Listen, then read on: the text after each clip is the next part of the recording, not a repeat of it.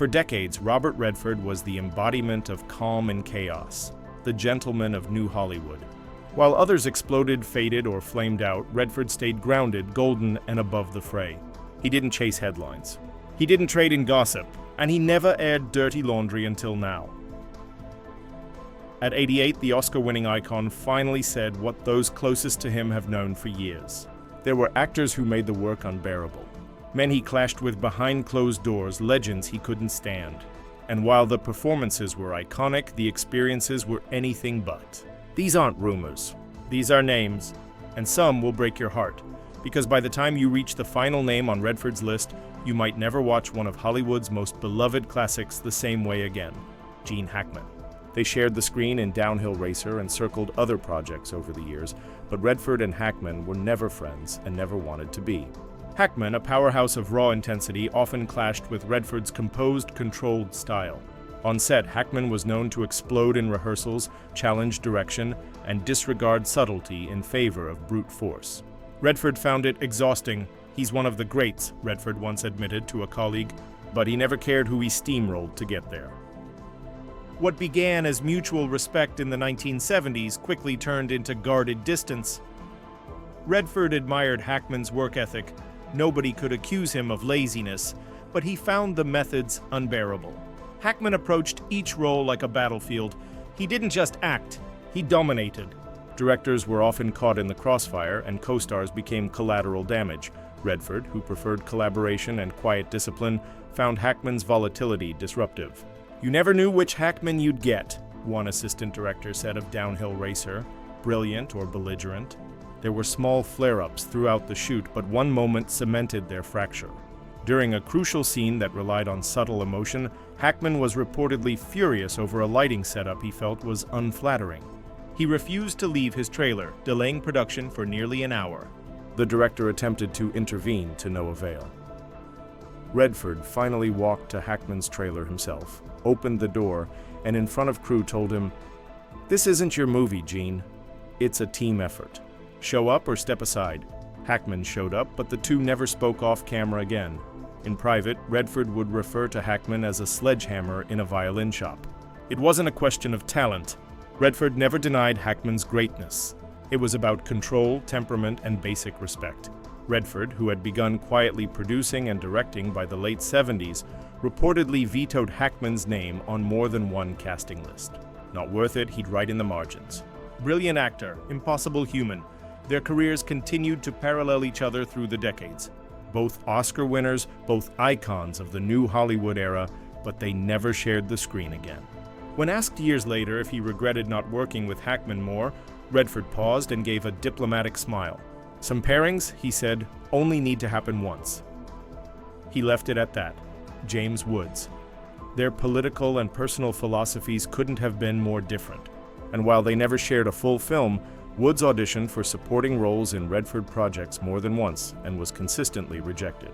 Redford later revealed he found Woods deeply unsettling and intensely difficult to even sit in a room with. One casting session ended with Redford reportedly walking out after Woods challenged him on Vietnam policy during a read for a courtroom. Drama, he brought chaos to places that needed quiet, Redford said later. "I wasn't interested in managing that energy. It wasn't just a matter of politics, though that certainly didn't help." Redford, measured, principled, and understated, found Woods' confrontational style exhausting. Woods prided himself on being the smartest guy in the room, but Redford didn't care for games of intellectual one-upmanship. He never wanted to understand the story, Redford reportedly said of their earliest meeting. He wanted to dominate it. The two men existed on opposite ends of the creative spectrum. Redford thrived in quiet intensity, character nuance, emotional layering. Woods, by contrast, exploded into rooms with kinetic force, sharp, wired, often unpredictable. "He could give you brilliance," one casting director said, "but you had to survive the storm first." Redford wasn't willing to take that chance.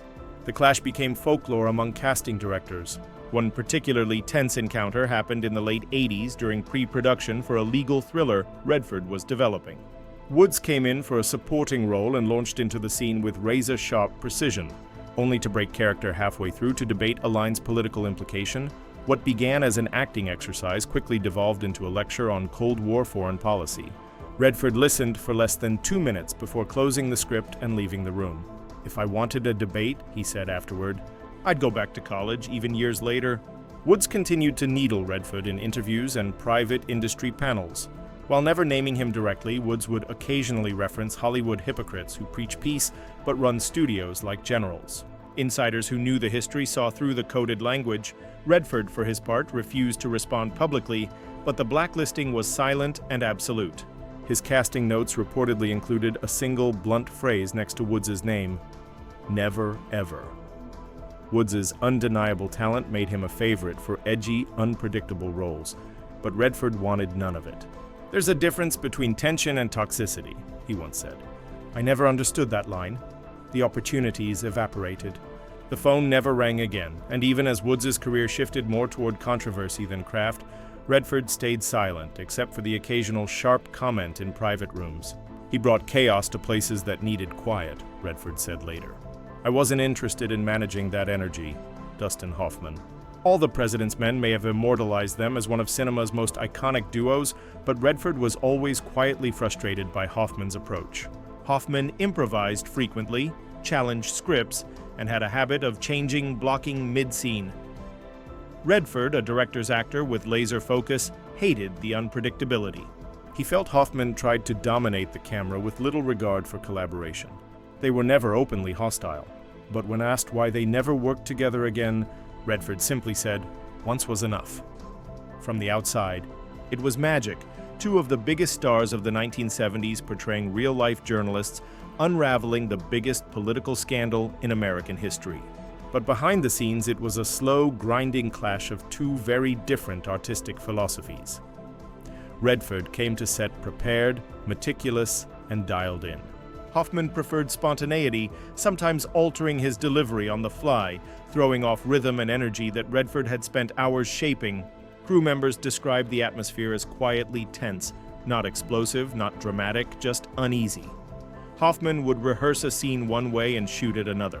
He would subtly reposition himself during takes to shift the visual focus, often stepping into Redford's light. At first, Redford tried to shrug it off as part of the creative process. But as production wore on, the interruptions began to wear him down. There was one scene, a phone call sequence in the newsroom where Hoffman reportedly did 7 takes, each with a different tone, pacing, and set of unscripted lines. Redford, who had to react off those unpredictable changes, was said to be seething by the end.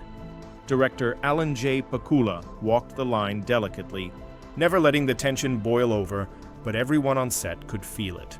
"You could tell Bob was biting his tongue," one lighting tech recalled. Every single day behind closed doors, Redford voiced concerns about losing narrative cohesion. "We're trying to tell a story," he was overheard saying to Pakula during a break, "not chase 1,000 little moments." Still, the director kept both stars in orbit, barely knowing the result would be unforgettable, even if the process was fragile.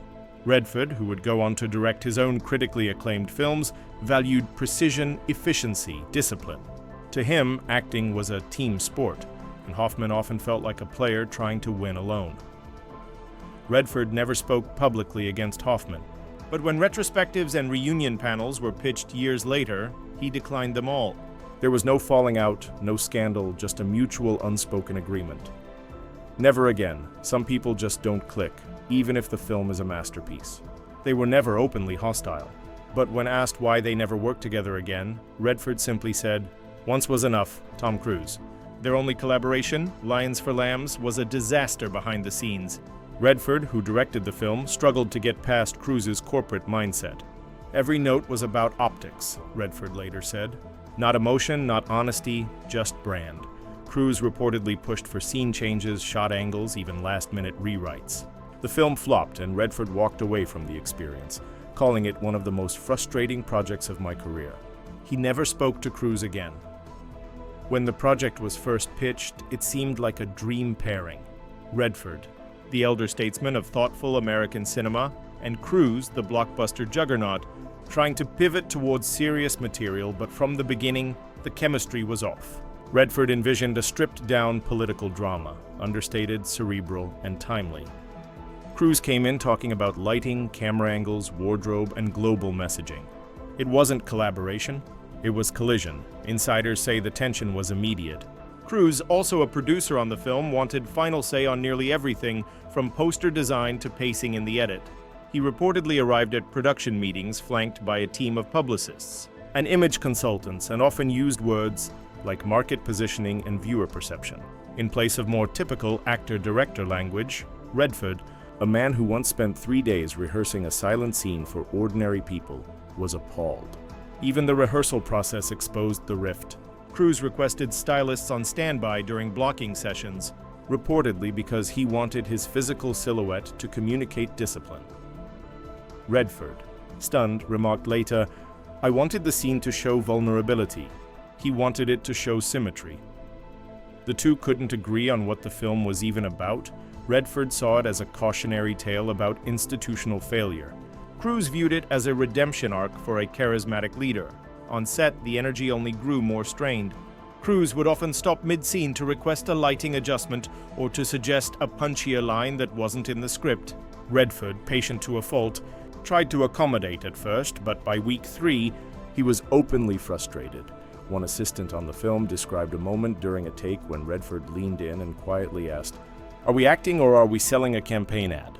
Even in post-production, Cruise's fingerprints were everywhere. He reportedly requested multiple cuts of his scenes, arguing about the exact length of a reaction shot. Redford gave him rope until the studio intervened and sided with Cruise. That was the final straw. Redford delivered the film. He washed his hands of it and skipped nearly all of the press. The movie opened to lukewarm reviews and underwhelming box office numbers. Cruise moved on. Redford went silent. The experience left a mark, not just as a creative failure, but as a philosophical breakdown. One man trying to say something, the other trying to sell something. He never spoke to Cruise again, Faye Dunaway. 3 Days of the Condor was a critical hit, but off-screen, it was cold. Redford and Dunaway reportedly had no chemistry during filming, and insiders say the tension was visible between takes. Dunaway, known for her demanding nature and perfectionism, frequently clashed with the director, and Redford often found himself caught in the crossfire. "She wasn't difficult because she cared," one crew member said. "She was difficult because she didn't trust anyone, not even him." Redford called her a storm in heels. From the outset, the pairing looked promising. Redford was at the height of his powers, box office gold, with a reputation for calm professionalism. Dunaway had just come off Chinatown and was widely regarded as one of the most compelling actresses of her generation. But their working styles couldn't have been more different. Redford valued subtlety, economy, and restraint. Dunaway arrived on set each day like she was preparing for war, fiercely protective of her process and unafraid to challenge anyone, including the director or her co-star. She would frequently ask to review dailies, request rewrites of lines the night before filming, and was known to demand changes to lighting setups that had already been approved. Redford, who believed in trusting the team and preserving momentum, began to see the production as less of a creative space and more of a daily negotiation. According to one script supervisor, Redford once said during a break, "We're here to find truth, not micromanage every syllable into submission." Their scenes together were tight, moody, charged, but that tension wasn't acting. It was barely contained frustration. Dunaway would ask for multiple takes of a single line, adjusting the inflection down to the syllable. Redford, who preferred to trust instinct and move forward, grew increasingly irritated. He once reportedly muttered, "We're not building a watch here," as she requested a 4th reset during a relatively minor scene. One day, the tension bubbled over during a closed-door meeting with director Sidney Pollack. Dunaway had questioned the emotional logic of her character in a key scene. Redford, sitting silently at first, finally snapped, "It's espionage, Faye, not Chekhov." The room went quiet. She walked out. The next day, she returned as if nothing had happened, but the mood never recovered. Despite the on-screen intimacy required by the script, there was nothing warm about their dynamic. Redford reportedly requested a body double be used for insert shots after Dunaway wrapped. When asked about her in a press interview years later, he paused, smiled thinly, and said, "She's unforgettable." No collaborations followed. No reunion panels, no nostalgic interviews about the making of the film. She wasn't difficult because she cared, one crew member said. She was difficult because she didn't trust anyone, not even him. Redford called her a storm in heels, Robert Duvall. Though they both starred in The Natural, Redford and Duvall were like oil and water. Duvall's improvisational, instinct-first approach clashed with Redford's structured precision. Redford reportedly asked Duvall to stick to the script during a pivotal scene, and Duvall flatly refused. What followed was a behind-the-scenes shouting match that crew members still talk about. Duvall wanted to play jazz, Redford said later. I wanted to play composition. It wasn't music, it was noise. From day one on set, their differences were obvious. Redford approached the film like a symphony, rehearsed, timed, emotionally calibrated.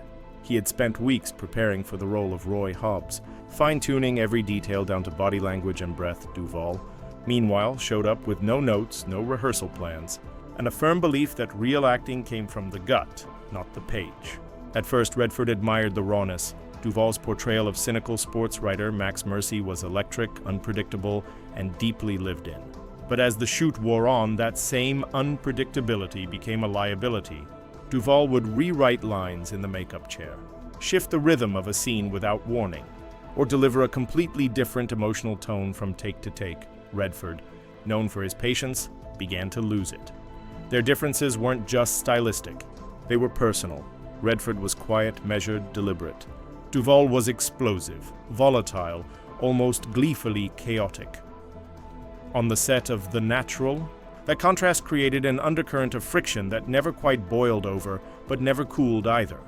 They were both brilliant, said one crew member, but they weren't making the same movie. The breaking point came during a crucial confrontation scene.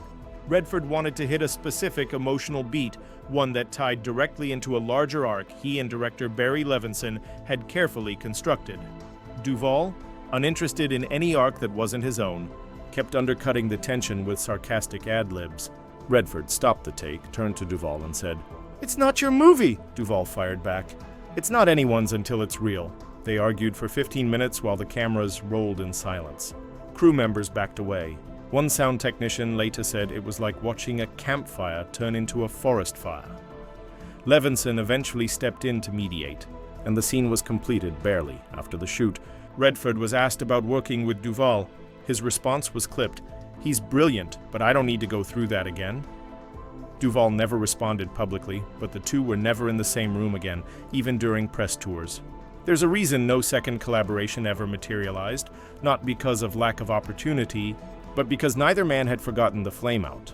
Duvall wanted to play jazz, Redford said later. I wanted to play composition. It wasn't music. It was noise. Paul Newman. It's the name no one expected. The man most associated with Redford, the partner in Butch Cassidy and the Sundance Kid and The Sting, the other half of the myth, but according to Redford, the relationship wasn't what it seemed. He was charming, Redford said, but he always kept a distance, and sometimes he played dumb to get away with more than he should have. There was no dramatic feud, just the slow erosion of trust. When Newman began taking more producer control on The Sting, Redford felt the shift. He stopped being my co-star and started being my competition, he once confided. The friendship never fully broke, but it faded into polite distance. From the outside, they were lightning in a bottle, the perfect contrast. Newman was all cool blue charisma and effortless magnetism. Redford, the quiet storm, thoughtful and composed. Together, they changed what a movie star could be. Funny, self-aware, dangerously charming, but beneath the surface, Redford always sensed something guarded in Newman, a wall he could never quite scale. Their dynamic on Butch Cassidy was warm, easy, built on laughs and long days in the desert, but by the time they reunited for The Sting, something had shifted. Newman had more clout. He arrived to meetings flanked by studio execs, often with notes on scripts, casting, even camera placement. Redford, still more interested in the art than the politics, felt himself pushed to the sidelines. It stopped being two guys making a movie. One crew member later said it became a chess match between stars. Redford kept his frustration mostly private, but those close to him saw the toll. He admired Newman deeply, but he also resented the way the public treated Newman as the soul of their partnership. In interviews, journalists would direct questions to Newman first. Headlines would lean on Newman's name. Paul was the face, Redford once said, and I was the footnote. The years that followed brought cordial interactions, tributes, the occasional shared appearance, but they never made another film together. Offers came, scripts were floated, But nothing ever landed. When asked why, Redford would always say timing wasn't right, but those who knew the truth understood. Timing wasn't the problem. Trust was. There was no rift, no betrayal. Just two icons quietly drifting apart, one silent mile at a time. He was charming, Redford said, but he always kept a distance, and sometimes he played dumb to get away with more than he should have. There was no dramatic feud, just the slow erosion of trust. When Newman began taking more producer control on The Sting, Redford felt the shift. He stopped being my co-star and started being my competition, he once confided. The friendship never fully broke, but it faded into polite distance. Some of these names will hurt, others will feel inevitable. But together they paint a picture few have seen before of a man who, for all his poise and restraint, carried the scars of collaboration just like anyone else. Because for all the sunshine on screen, Redford's Hollywood had shadows too.